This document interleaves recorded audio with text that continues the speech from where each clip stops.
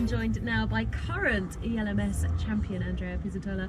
Andrea, lovely to have you here with us in Monaco for the Vroom event. Thank you for coming down. Thank you, my pleasure. Have you been to the event before? No, it's my first event with Vroom. Really happy to be here. It's an impressive setup. We've got a plethora of cars and boats, and we're taking GT cars onto the boats as well. We're sat here in a McLaren, not your usual car. Let's talk about your racing career first of all. ELMS last year was a massive success for you. You won the championship. Big year. Yeah, I'm racing in the MP2, and it's a really nice series. This car is really fast. I always love to drive this car, and yeah, last year we have done a massive season with G Drive and my teammates Jean-Eric Verne and Roman Rustinov. So yeah, we won many races, and at the end we were champions. So it was a great season for us, and for me, it helped me, to shine a bit. And yeah. Let's talk as well about Le Mans, because of course ELMS does qualify you for the big Le Mans race, and that's another one where you've seen huge success and you were on the top step. Yeah, yeah. That's like a dream, right, for every driver. Yeah, it was a dream, to be honest. We arrived there, really humble, because Le Mans, you have to take it like this, and we knew we could win, but this race is that long that you cannot predict or expect anything. You just need to do your job. And to be honest, it felt pretty strange, like the whole race. I did not see any of my teammates because one is driving, one is sleeping, and one is having breakfast, and then it's like I spent the whole race alone, and I did not think about the result. We are leading the race the whole 24 hours, and it's only 1 or 2 hours to the end that I realized we were going to win the big one, and then then it's special feeling. That's when that adrenaline really kicks in towards the win as well. What is that final moment? Look, talk us through it. The top step of the podium at Le Mans. It's one of the most important races in the world.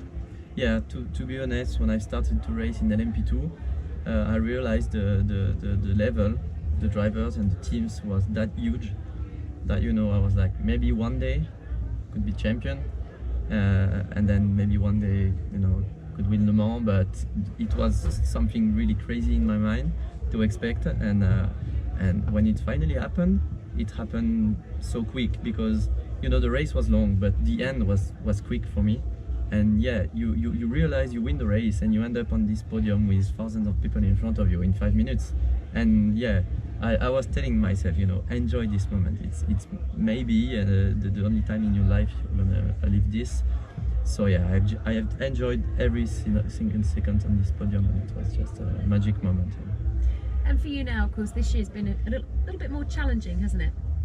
Yeah. I changed the team this year, and to be honest, we were doing a good job, but we were being lucky this year with mechanical problems sometimes, a bit of bad luck, but that's part of racing. The team and I and my teammates were doing every weekend the maximum to get the best result possible, but yeah, not easy.